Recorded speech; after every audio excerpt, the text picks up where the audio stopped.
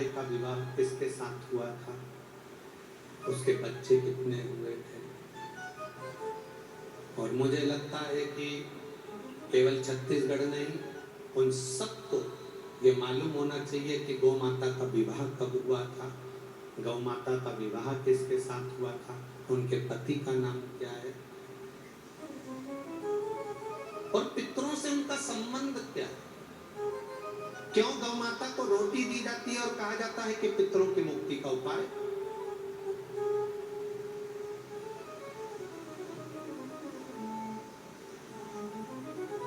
क्यों गौ माता को रोटी देकर पितरों के कल्याण की बात करी जाती है।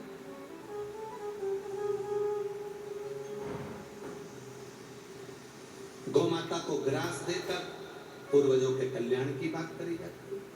शिव महापुराण की कथा तो यहां तक कहती है,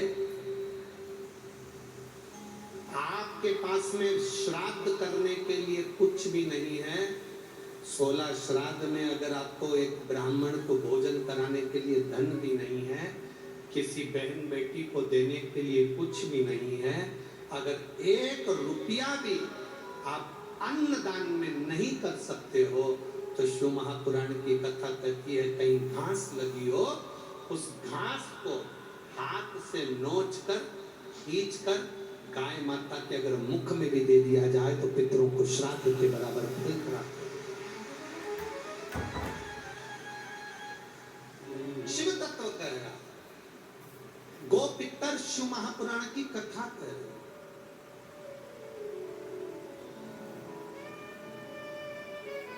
भगवान शिव की कथा वर्णन कर रही, देवता और राक्षस मिलकर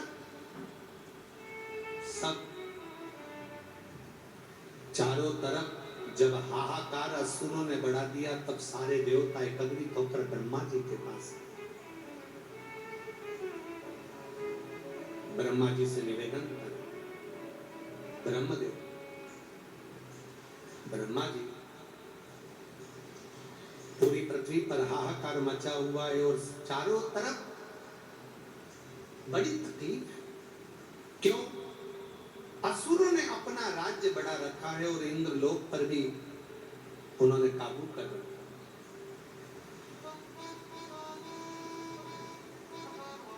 इंद्रलोक,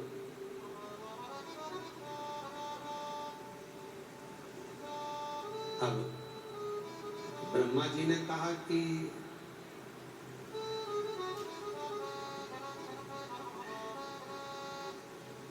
क्या चाहते हैं, ये असुरों का राज्य कम हो जाए, देवताओं का राज्य फिर स्थापित हो जाए, धर्म की अधर्म का, प्राणियों में विश्व का। अब विश्व का कल्याण कब होगा? जब तुम्हारे अपने घर का पहले कल्याण हो। हम अंदर से दुखी हैं, हम अंदर से तकलीफ में हैं, हम अंदर से कष्ट में हैं और हम विचार करें कि विश्व का कल्याण हो जाए। नहीं, भीतर का सुख, भीतर का आनंद प्रकट। सारे देवता भगवान शंकर के पास में गए, हर हर बोल बम का नारा है, सारी समस्या का हल। सब ने हाथ जोड़कर प्रार्थना करी, देवादिदेव महादेव के नेत्र खुले, शिव जी के नेत्र खुले। बाबा ने पूछा क्या बात है? शंकर भगवान ने जब पूछा कि बात क्या है, देवताओं ने हाथ जोड़कर कहा बाबा बस आपसे प्रार्थना है, असुरों ने अपना राज्य स्थापित कर लिया, देवता भटक रहे हैं, आप कृपा कर दो, आप दया कर दो। शिव जी ने कहा देवता राक्षस मिलकर समुद्र का मंथन करो, मंथन में जो अमृत निकलेगा वो अमृत देवता धारण कर लेना, सुख अनुभव हो जाए। अब देवता राक्षसों ने मिलकर समुद्र का मंथन किया, जो मंथन करना प्रारंभ करा,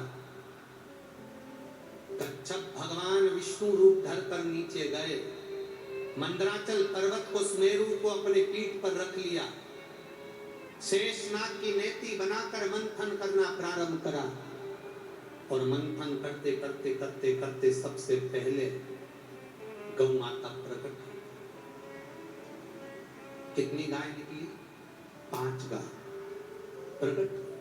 पहली नंदा, दूसरी सुभद्रा, तीसरी सुरभि, चौथी सुशीला, 5वीं बहुला। 5 गाय प्रकट हो गई।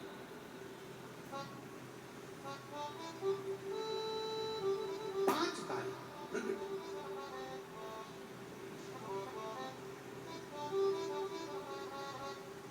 सुरभि, सुशीला, बहुला, जब ये नंदा, सुभद्रा प्रगति, और उसके बाद जो निकला वो विष निकला। विष देवाधिदेव महादेव के पास चले गए। गाय जो प्रगट, सुरभि जिसको कामधेनु कहते हैं, ब्रह्मा जी के हृदय से दक्ष प्रजापति प्रकट हुए थे। उनकी धर्म पत्नी वीरणी ने जब देखा सुरभि गाय को, बड़ी सुंदर गाय है, बड़ी सुंदरता उसकी है क्योंकि वो कामधेनु, बड़ी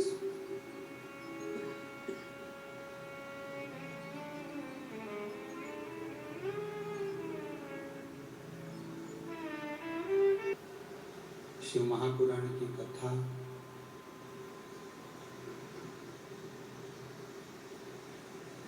जो ये हमको बताती है कि गौ माता की सेवा का फल क्या है।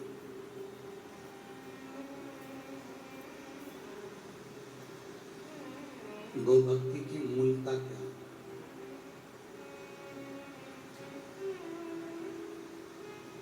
हमारे पूर्वजों को, हमारे पितरों को तारने के लिए क्यों गौदान किया जाता है? क्यों गौमाता को रोटी दी जाती है? क्यों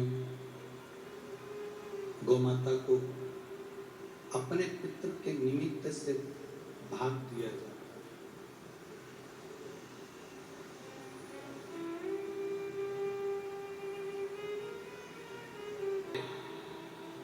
बेटी और लक्ष्मी, 3 चीजें। आप भी बोलो, गाय, बेटी, लक्ष्मी, 3 चीजें हमेशा सोच समझ कर देना।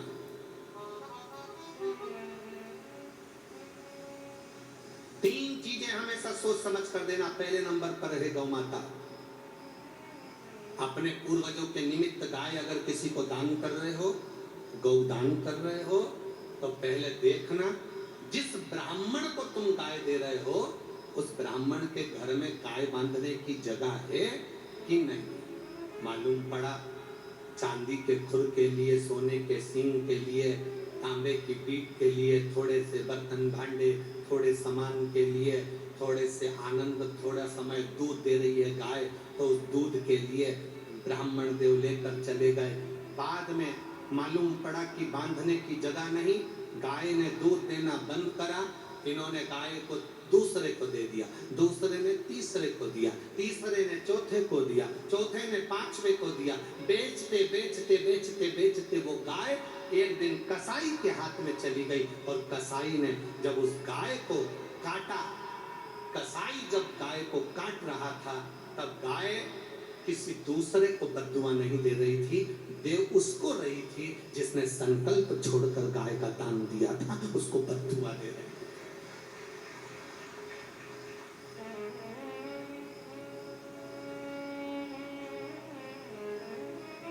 गाय 50 बार सोचना गौ माता को देने से पहले, गौ माता को देने से पहले 50 बार विचार करना कि गौ माता तुम्हारी सही जगह जा रही है कि नहीं जा रही। बेटी को देने से पहले 50 बार विचार करना कि बेटी सही जगह जा रही है कि नहीं जा रही। शिव तत्व है, शंभू है।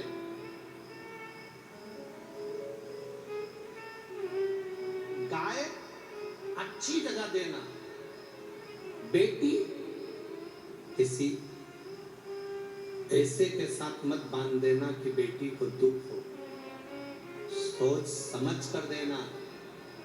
पेट्रोल पंप मत देखना, शोरूम मत देखना, बड़ी दुकान मत देखना, खूब बड़ा बंगला मत देखना, क्योंकि बेटी की जिंदगी में सुख होगा तो झोपड़े में जाने के बाद भी महल बना लेगी, ये पक्का। बेटी को देने से पहले ये देखना जिस लड़के के साथ बेटी को ब्याह रहे हो वो बेटी का आदर करेगा कि नहीं करेगा, सम्मान करेगा कि नहीं करेगा, सत्कार करेगा कि नहीं करेगा। गाय गलत जगह जाती है तो दान करने वाले को रोना पड़ता है, और बेटी गलत जगह जाती है तो कन्या दान करने वाले बाप को रोना पड़ता है। रोना पड़ेगा। तीसरे नंबर पर है लक्ष्मी, पैसा।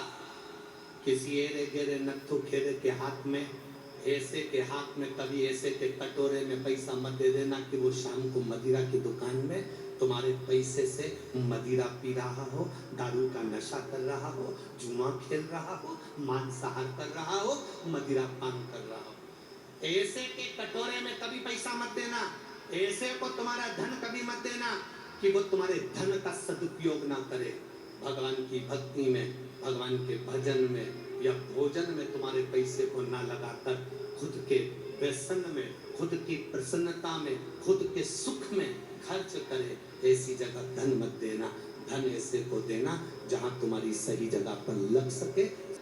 50 बार विचार करना तब धन देना, 50 बार विचार करना तब बेटी देना, और 50 बार विचार करना तब गोमाता का दान करना।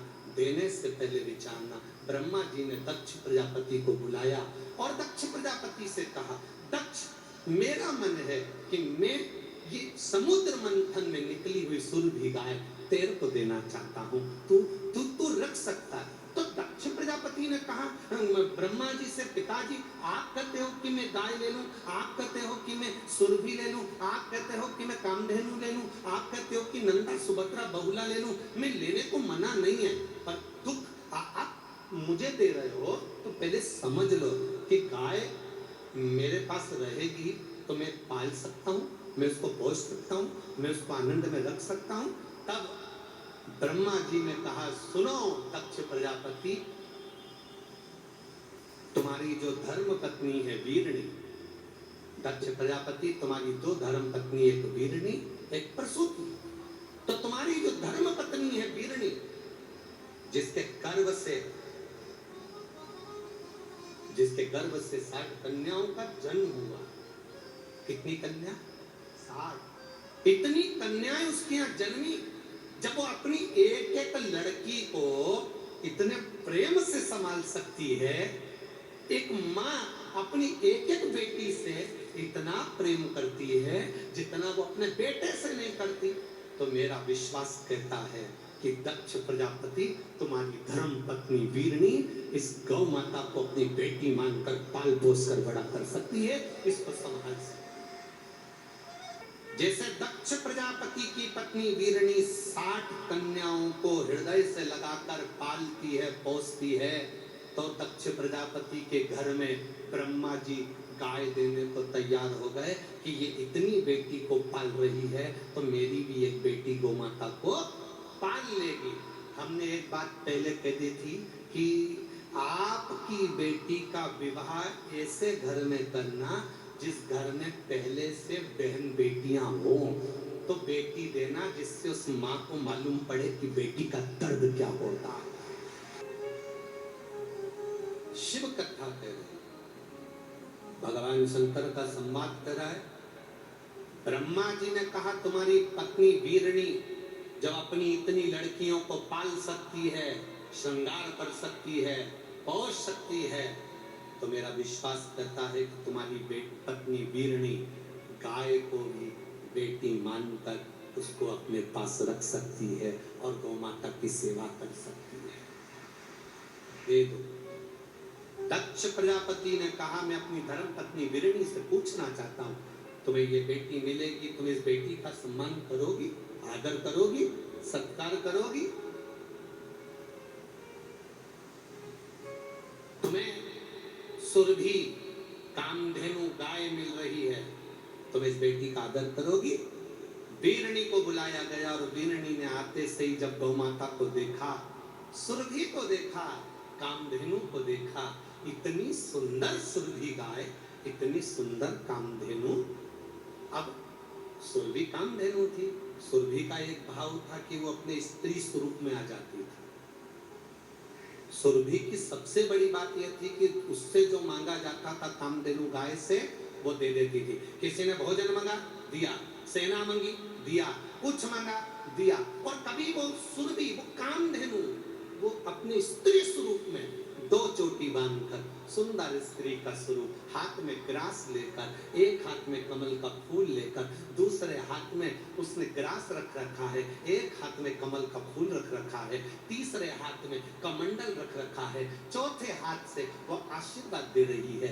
ऐसी सुरभि माँ, ऐसी माँ कामधेनु अपने स्त्री स्वरूप में आ जाती थी। तो माँ ने देखा, वीरणी ने देखा, इतनी सुंदर बेटी अगर मुझे मिल रही है तो मेरी 7 बेटियों के साथ ये बेटी भी मेरे लिए पूजनीय होगी और इसको मैं पाल पोस कर बड़ा करूंगा। ये बेटी मुझे दो।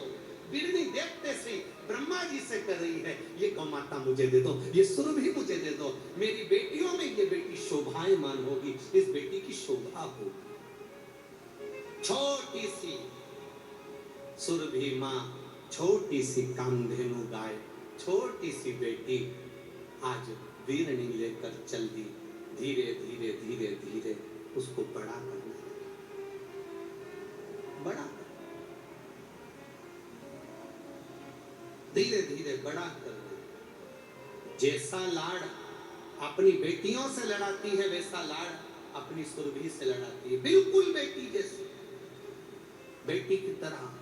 एक स्त्री के स्वरूप में वो कामधेनु रह रही है, वो बेटी के स्वरूप में वो सुरभि रह रही है, बिल्कुल सुंदर, छोटी सी, लहंगा पहनी, चोली पहनी, बिंदी लगाई, कानों में कुंडल पहनी, गले में माला पहनी, सुंदर।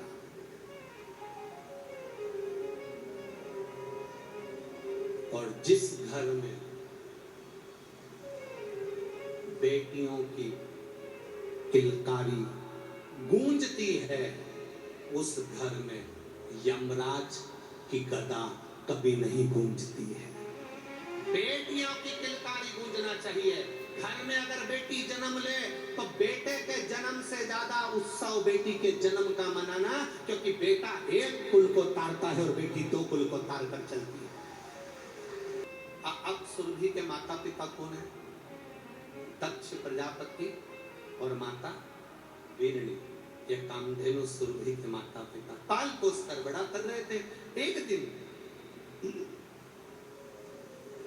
पाल पोस कर बड़ा करते करते वीरणी से आज सुरभि ने कहा, माँ माँ बोलो क्या बात है? सुरभि कहती है, माँ मुझे भगवान नारायण स्वर्ग में बुला रहे हैं, क्या मैं जा सकती? वीरणी ने कहा, तू इतनी छोटी, तुझे भगवान विष्णु क्यों बुलाएंगे?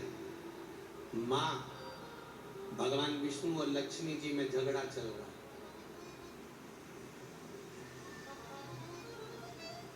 क्या झगड़ा चल रहा है? लक्ष्मी जी कह रही हैं मैं सर्वश्रेष्ठ हूँ, नारायण कह रहे हैं तू सर्वश्रेष्ठ नहीं। अब दोनों में झगड़ा चल रहा है। तो भगवान विष्णु ने मुझे बुलाया है। क्यों बुलाया है? लक्ष्मी को बहुत अहंकार आ गया है माँ, उसके अहंकार को कम करने के लिए नारायण मुझे बुला रहे हैं। तू जाकर क्या करेगी बेटी? सुरभि कहती है माँ, कामधेनु कहती है माँ मुझे जाना पड़ेगा क्योंकि नारायण बुला रहे हैं। माँ वीरणी ने कहा ठीक है जा। और वीरणी अपनी बेटी सुरभि को, कामधेनु को स्वर्ग भेज दी। जैसे स्वर्ग में कामधेनु गई, भगवान नारायण ने कहा कामधेनु, वीरणी हमें तीर्थ करने जाना। अगर हम इस नारायण के स्वरूप में तीर्थ करने जाएंगे तो लोग हमें देखकर पूजने लग जाएंगे, इसलिए हम तुम्हारे शरीर में बैठकर तीर्थ करेंगे। 33 कोटि देवताओं को माता सुरभि ने अपने शरीर में बिठा लिया। भगवान नारायण तीर्थ करने ले गए। 8 दिन तक नारायण स्वर्ग नहीं आते। 10 दिन निकल जाते, भगवान नारायण स्वर्ग नहीं आते। तो लक्ष्मी जी को टेंशन बढ़ा कि मेरा पति आखिर जाता कहाँ। भगवान विष्णु आखिर जाते कहाँ हैं? लक्ष्मी जी को टेंशन बढ़ा, लक्ष्मी जी को चिंता बढ़ी कि नारायण कहाँ गए, नारायण पहुंचे कहाँ हैं। अब तो सारे देवता गौ माता के अंदर बैठ कर तीर्थ करने चले जाए।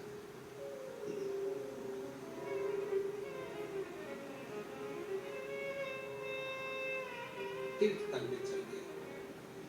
अब वो तो मस्त होकर आनंदित होकर चले तीर्थ करने।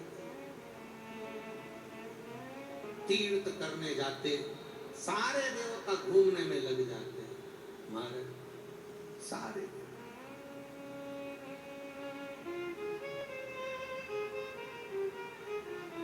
चूके ना, हाँ जी चूके ना, ओ जी चूके ना, हाँ जी चूके ना, ओ जी चूके ना कोई तेरा काम रे, भजले गौरा ओ चूके ना कोई तेरा काम रे, भजले गौरा ओ चूके ना कोई तेरा काम रे, भजले गौरा ओ चूके ना कोई तेरा काम रे। सब गाइए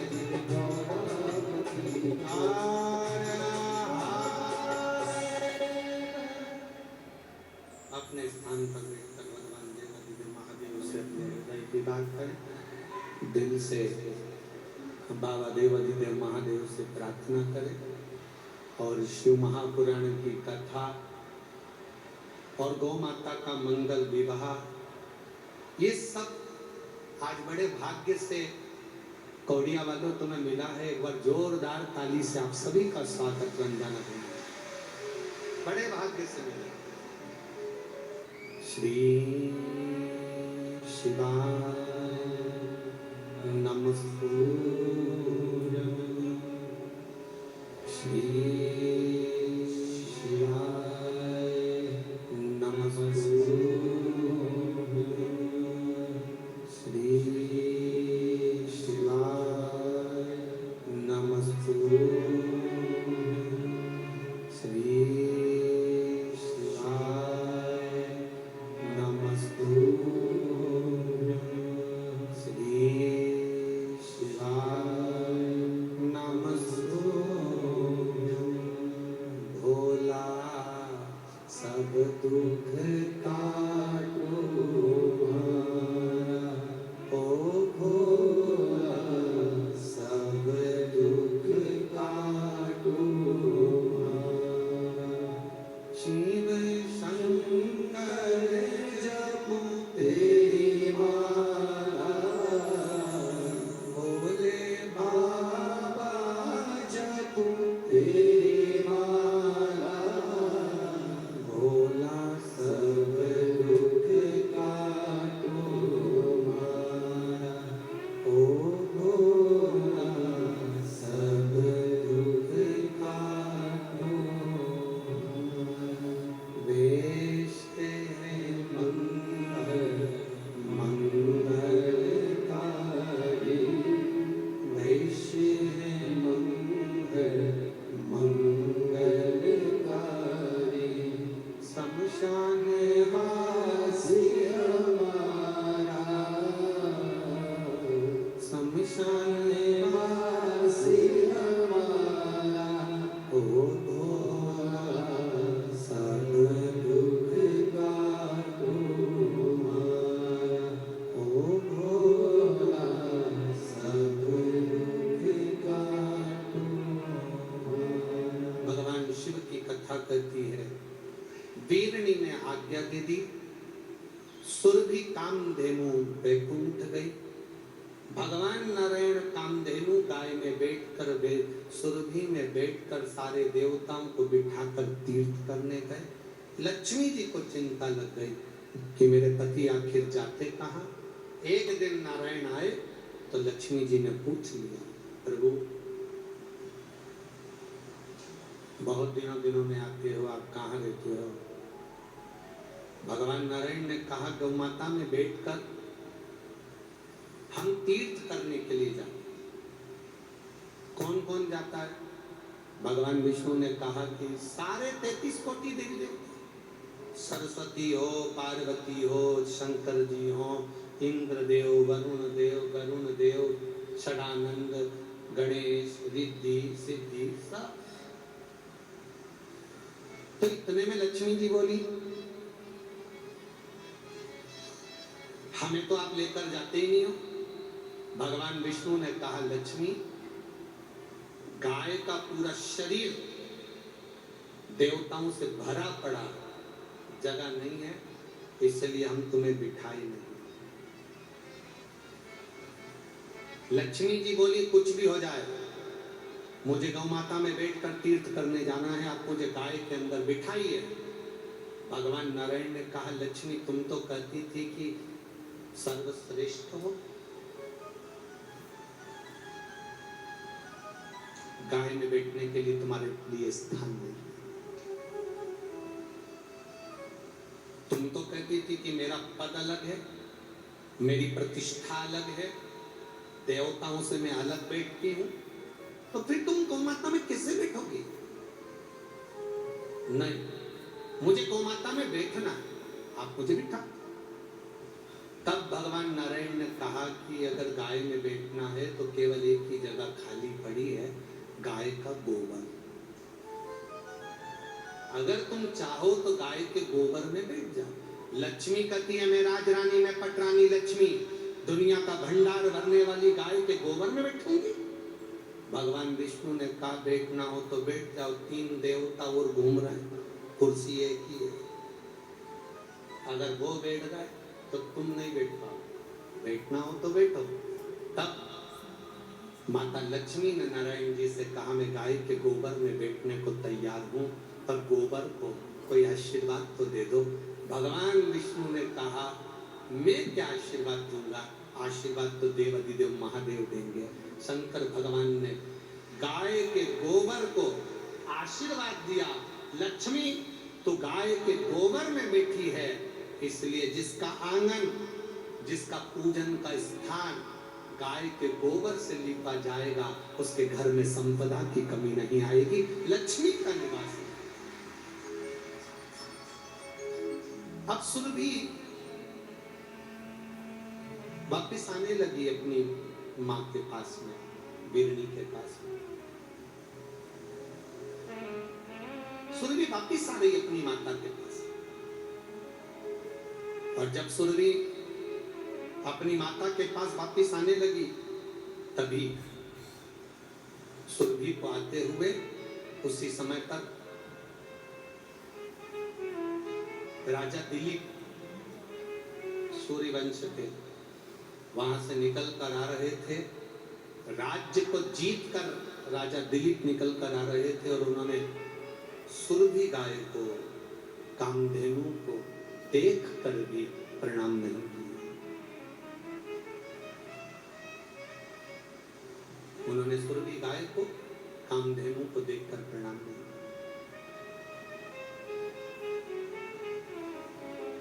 क्रोध आ गया। सुरभि ने विचार करा कि मैं गौ माता हूं, गाय हूं, राजा दिलीप मेरा आदर नहीं कर पा रहे, मैं श्राप देती हूं राजा दिलीप तेरे को, गाय को देखने के बाद भी तूने प्रणाम नहीं करा, इसलिए मैं तुझे श्राप देती हूं कि तेरे यहाँ पर संतान नहीं, तेरे यहाँ पर वंश नहीं बनेगा, तेरे यहाँ पुत्र पैदा नहीं,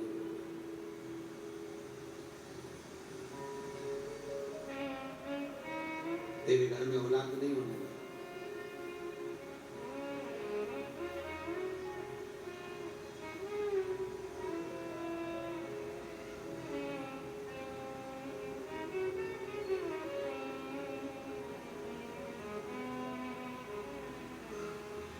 दिलीप, राजा दिलीप आए, उनके घर में वंश नहीं बढ़ रहा, उनके घर में संतान नहीं हो रही, बड़ी चिंता में व्याप हो गए। राजा दिलीप बड़ी चिंता में, बड़ा टेंशन। तब अपने गुरुजी के पास में गए और गुरुजी के पास में जाकर निवेदन करा, डीले कम करो। अपने गुरुजी के पास जाकर निवेदन किया, अपने गुरुजी के पास जाकर कहा, गुरुवर, गुरुदेव, मेरे घर में संतान का सुख नहीं है। संतान कैसे होगी मेरे यहाँ औलाद का सुख नहीं, संतान का सुख नहीं, आप कृपा करिए। वशिष्ठ बाबा ने कहा, मेरी गाय ये नंदनी लेकर जाओ, इस गाय की सेवा में लग जाओ। ये गाय बैठे तो तुम बैठना, ये पानी पिए तो तुम पानी पीना, ये भोजन करे तो तुम भोजन करना, ये कहीं आराम करे तो तुम आराम करना। इस गौ माता की सेवा में लग जाओ, क्योंकि तुमने गाय का अपमान करा, इस गौ माता का तुमने सम्मान नहीं करा। सनातन हिंदू धर्म कहता है, हमारा राष्ट्र कहता है, हमारा सनातन धर्म कहता है, गौ माता अगर बीच राह में कहीं दिख भी जाए तो हमारी गाड़ी को स्लो कर पहले उसको प्रणाम कर लेना चाहिए कि माँ तेरी कृपा, तुझमें 33 कोटि देवता विराजमान है, तेरे अंदर 33 कोटि देवी देवता विराजे हैं। माँ तू करुणा करना, माँ ऐसी कृपा करना कि मेरी झोली खुशियों से भर आ जाए। किसी शुभ कार्य के लिए जा रहे हो, गौ माता का स्पर्श कर कर जाइए, कार्य में सफलता हो।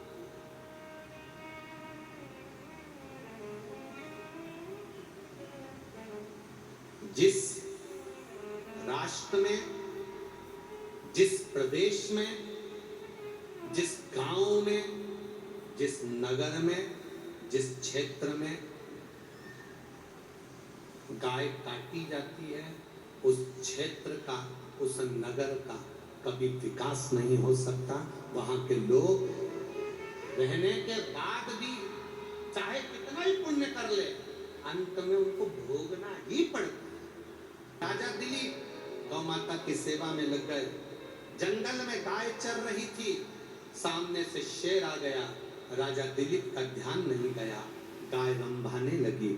राजा दिलीप ने शेर को देखा, घबरा गया, गाय अगर खा गई, इस शेर खा गया गाय को तो मेरे गुरु क्या कहेंगे।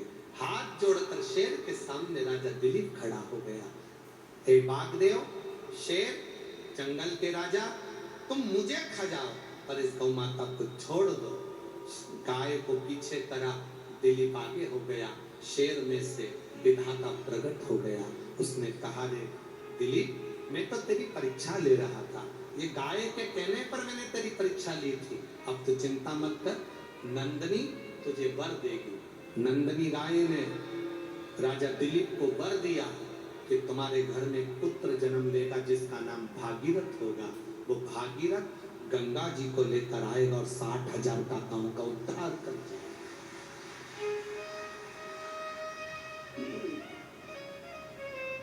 गौ माता की कृपा से भागीरथ जैसा पुत्र हुआ।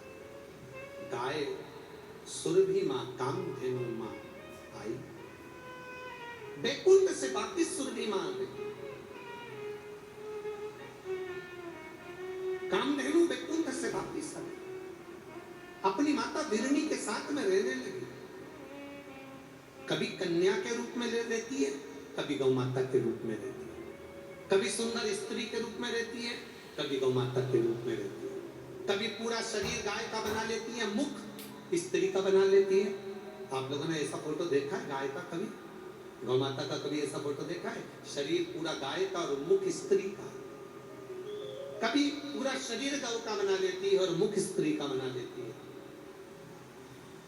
ऐसा सुंदर रूप धरकर सुरभि कामधेनु भ्रमण समय आए, घूमते घूमते एक दिन जब कामधेनु सुरभि जब बड़ी हो गई, और कामधेनु सुरभि जब बड़ी होती है, कामधेनु सुरभि जब बड़ी हुई तब अपनी माता से आज्ञा पाकर अपनी बहनों के साथ में भ्रमण करने के लिए मृत्यु लोक में घूमने के लिए चली। घूमने के लिए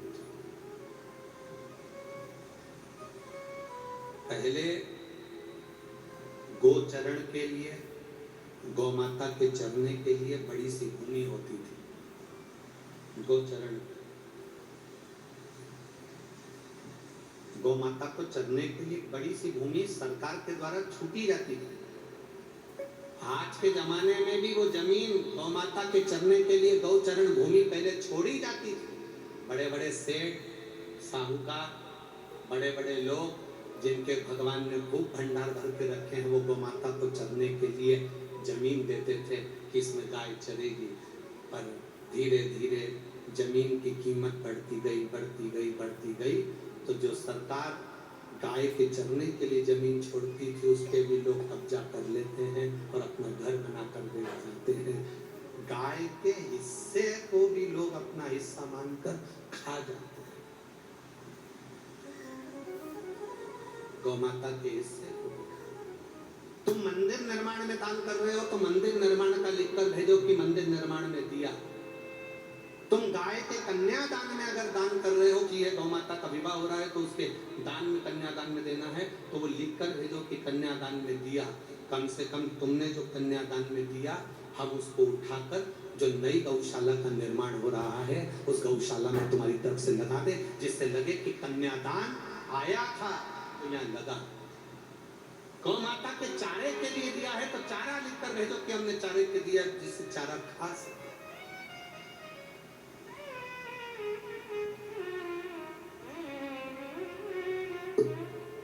ले लेना और उस लिए हुए धन को सही जगह लग जाए। गाय का गाय में लगे, अन्न का अन्न में लगे, निर्माण का निर्माण में लगे, तो समझो कि जिंदगी सार्थक है। मालूम पड़े ले लो और बाद में फिर भोगना पड़े तो जिंदगी नरक जैसी निकलती हो, जिंदगी सार्थक नहीं। बहुत सोचना पड़ता है, समझना पड़ता है, कोई सहजता नहीं है हमारा। सुरभि गाय कामधेनु भ्रमण करने निकली, अपनी बहनों के साथ जा रही थी। कश्यप ऋषि स्नान कर कर संध्या करने के लिए बैठे थे और सुरभि कामधेनु निकल कर जा रही थी। आज गाय के रूप में सुरभि कामधेनु जा रही थी और इतना उसने क्या देखा सुरभि कामधेनु ने कि कश्यप ऋषि बैठकर संध्या कर रहे हैं, आराधना कर रहे हैं, प्रभु की भक्ति कर रहे हैं। सुरभि घूम रही थी, कश्यप मुनि को देखा, कश्यप बाबा को देखकर, कश्यप ऋषि को देखकर, सामने बैठे हुए कश्यप बाबा संध्या कर रहे थे। सुरभि उनकी आराधना को देखकर प्रसन्न होकर उसने अपने दूध को पृथ्वी पर गिराया। जैसे ही सुरभि माता का दूध, गौ माता का दूध, कामधेनु का दूध पृथ्वी पर गिरा तो उसकी गंध बहते बहते कश्यप ऋषि के सम्मुख में पहुंच गई, कश्यप बाबा के सामने पहुंची।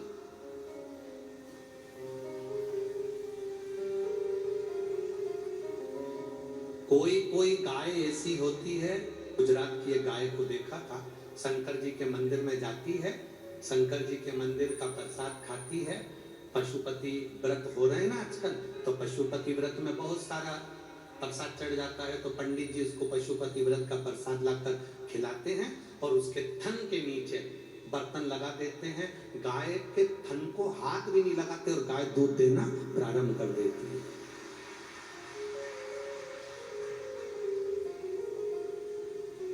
ऐसी कैसी हमारी भी सीहोर गौशाला में राधा है, उसका नाम है राधा, वो भी ऐसी है।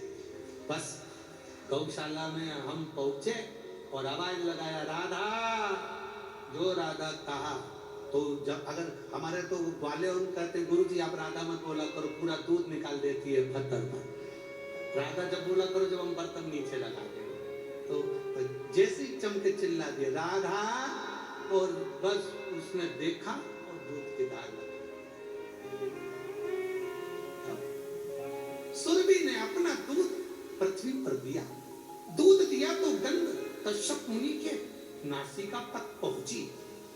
कश्यप मुनि का नियम था, भगवान को जब भी कुछ देते थे, जो उनको अच्छा लगता था वो शंकर जी को दे देते थे। कश्यप मुनि को वो गंध अच्छी लगी तो उन्होंने संध्या करते करते भगवान शिव को गाय के दूध की गंध शंकर जी को समर्पित कर दी, दिल से दे दी कि भोलेनाथ ये तुम्हारी है, ये तुम्हारी है, दिल से दे दी।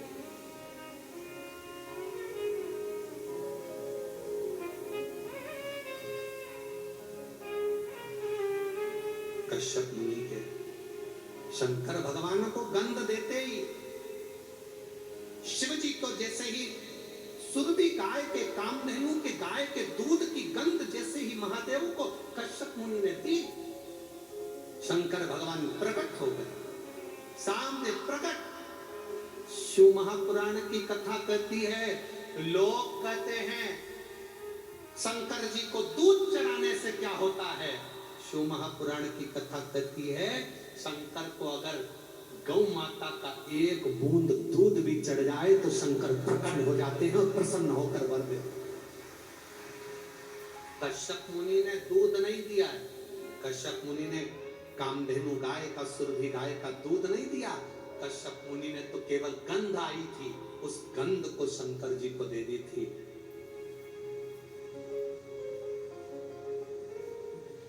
गंध शिव को, और वो गंध ओम महामृत्युंजय मंत्र का स्मरण करते, ओम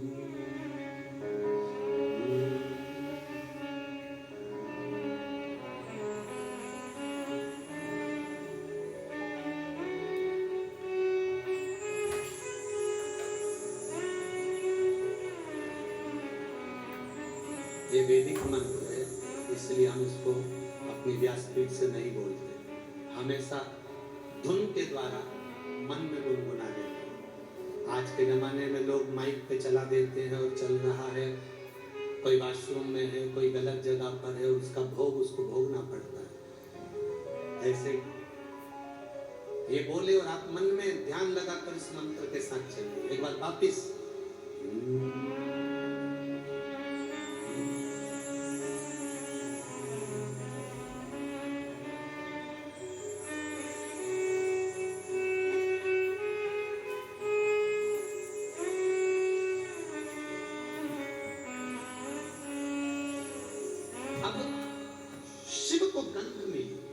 शंकर प्रकट हो गए।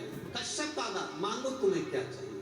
कश्यप जी कहते मैंने आपको जो गंध दी वो मांगने के लिए नहीं दी, मुझे अच्छी लगी आपको दे दी।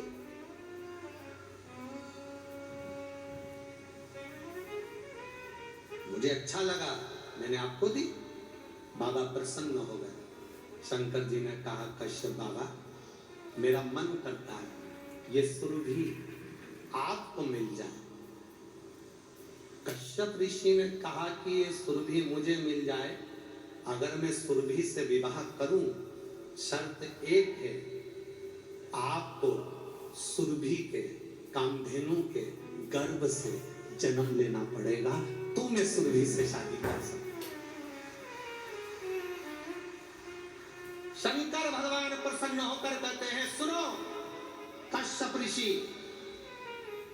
तुम मेरे कहने पर अगर सुरभि से कामधेनु से विवाह कर रहे हो तो ये शिव सुरभि के गर्भ से 11 रुद्र अवतार के रूप में प्रकट होगा। ये शंकर 11 रुद्र अवतार के रूप में कामधेनु गौ माता के उदर से प्रकट होंगे।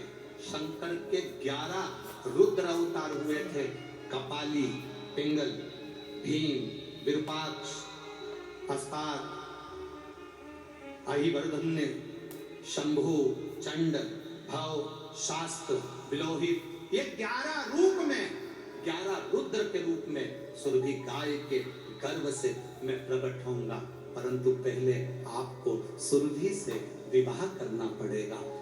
भगवान कश्यप ऋषि कहते हैं अगर आप कहते हो भोलेनाथ तो मैं विवाह करने को तैयार हूं, कम से कम मेरे घर में सुरभि के गर्भ से 11 रुद्र अवतार प्रकट तो होंगे, इससे बढ़कर सुकून क्या। खबर पहुंचाई भगवान देवादित्य महादेव ने दक्ष प्रजापति के पास में। दक्ष प्रजापति अपनी धर्म पत्नी वीरणी से कहो विवाह की तैयारी करे।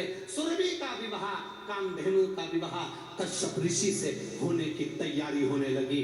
चारों तरफ आनंद होने लगा, पूरी पृथ्वी सजने लगी, पूरी पृथ्वी पर श्रृंगार होने लगा और गौ माता को हल्दी लगने लगी। आज गौ माता को हल्दी लग रही।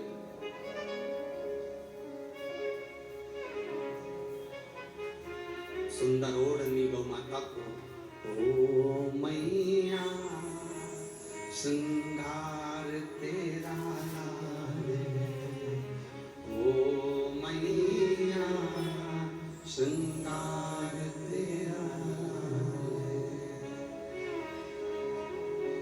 चूड़ा भी लाल तेरी चुंदड़ी भी लाल है।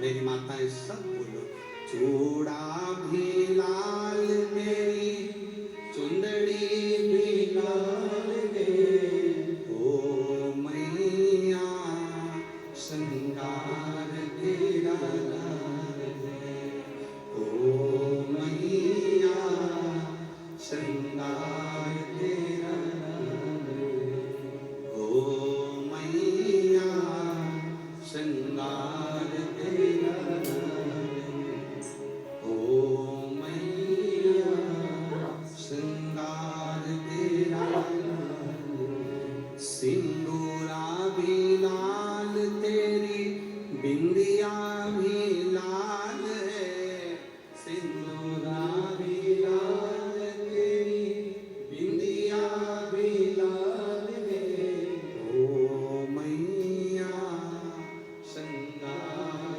तेरा लाल है, ओ मैया श्रृंगार तेरा लाल है। महाराज श्रृंगार करने लगे। पूरी दक्ष प्रजापति की नगरी आज सजी है, क्योंकि मां कामधेनु सुरभि का मंगल विवाह आज कश्यप बाबा से होने जा रहा। आनंद छाया पूरी नगरी में, सुख समाया पूरी नगरी में।